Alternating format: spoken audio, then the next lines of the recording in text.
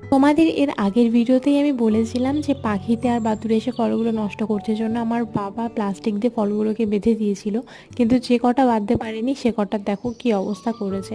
আর এখন সম্ভাবনা যে প্রত্যেকটা ফল এইভাবে বেঁধে বেঁধে রাখা, কারণ এই গাছে যে পরিমাণে কাটা হয় হয়তো অতটা দূর সবার হাতও যাবে না। আর এই ফলটা দেখো কাঁচা অবস্থাতেই খেয়েছে। তো আমি বাবাকে দেখলাম যে বড় যে গাছটা রয়েছে সেই গাছটা এইভাবে নেট দিয়ে পুরোটা ঘিরে দিয়েছে, তাতে আর এতটা প্রবলেম হবে না। এখন আমি জানি না যে এরপরে ওরা এইভাবে খাবে কিনা, কারণ বাদুড়ে তো ঢুকে যাবে নিচ থেকে নিচে, তো এইভাবে দেখতেই পাচ্ছ পাখিতে না খেলেও বাদুড়ে তো খেয়েই ফেলবে। তো এই সাইডে দেখো একটা ফল আমি তোমাদেরকে দেখাচ্ছি, ওই ভেতরে দেখতেই পাচ্ছ এই ফলটাকেও খেয়ে এইভাবে নষ্ট করেছে। মানে কোনো ফল পাকা পর্যন্ত ওরা টাইমই দেবে না যে তুমি সেই ফলটাকে অন্তত নিয়ে খাবে।